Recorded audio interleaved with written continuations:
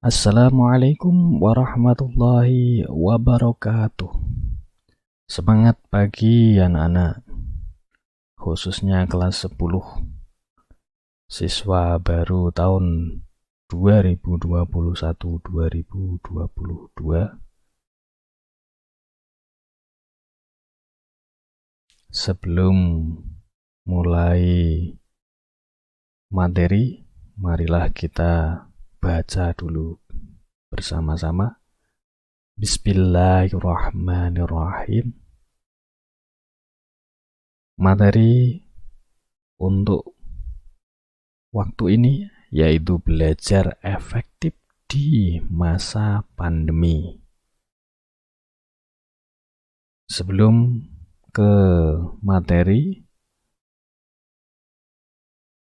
saya perkenalkan dulu sekilas. Nama Tolha M. Yahya, alamat Jalan Pemuda RT 9 RW 3 Desa Capian, Kecamatan Demak, Kabupaten Demak. Saya di SMA Al-Ma'arif mengampu matematika peminatan. Ya. Itu sekilas perkenalan dari saya. Oke, langsung saja. Belajar efektif di masa pandemi ini. Nah, kita sudah setahun lebih ini mengalami wabah COVID-19 yang sampai detik ini belum juga reda. Nah, tentunya kita selama ini tahu bahwa pembelajaran di sekolah belum efektif kembali. Kebanyakan kita melakukan pembelajaran di dalam rumah. Ingat, belajar di dalam rumah atau belajar di rumah, ya. Bukan libur di rumah. Ya. Belajar efektif di masa pandemi ini. Ada beberapa yang akan saya sampaikan. Ya, untuk yang pertama, yaitu karena pembelajarannya di rumah, maka kebanyakan pembelajarannya adalah moda daring. Nah, moda daring tentunya membutuhkan kuota internet.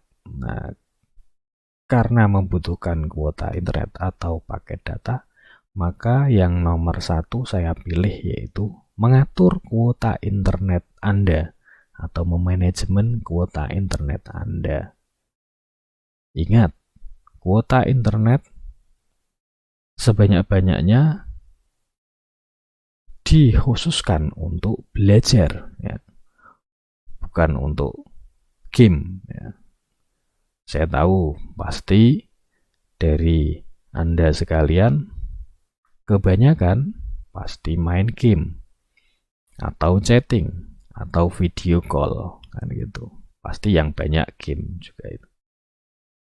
Nah, kuota internet itu harus disisakan sebanyak-banyaknya untuk kepentingan belajar, mengerjakan tugas, atau nanti untuk mengirim tugas ke Bapak Ibu Guru. Jangan-jangan nanti saat belajar atau waktunya moda daring atau mengirim tugas kuota habis.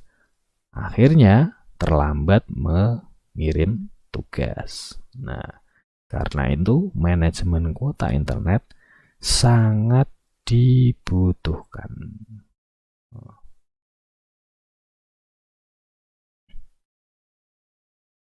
Ya, setelah manajemen kuota internet, yang kedua yaitu siapkan tempat khusus untuk belajar. Nah,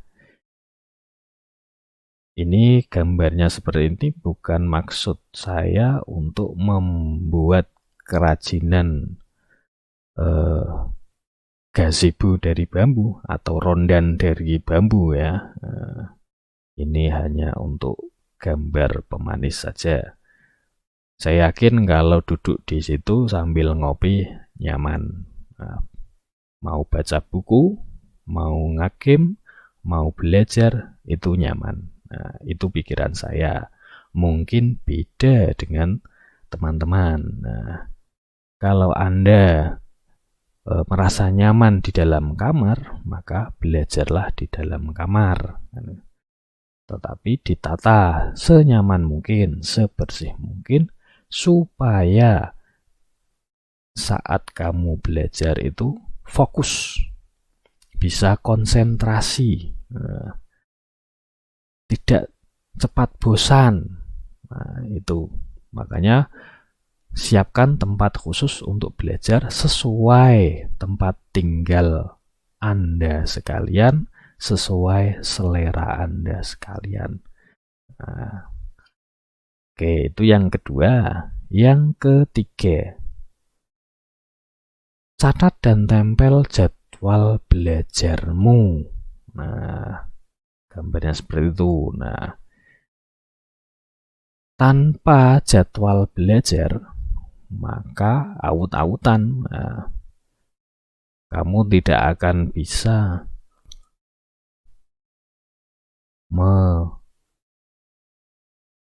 mengatur waktu bermain, mengatur waktu belajar, mengatur waktu tidur, mengatur waktu olahraga, dan waktu yang lain. Nah, maka jadwal sangatlah penting. Nah, khususnya jadwal belajar.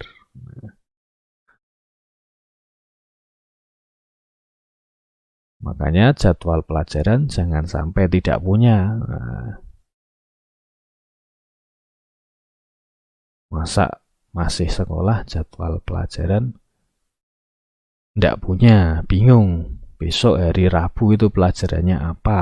Nah, malah yang disiapkan itu pelajaran penjas orkes.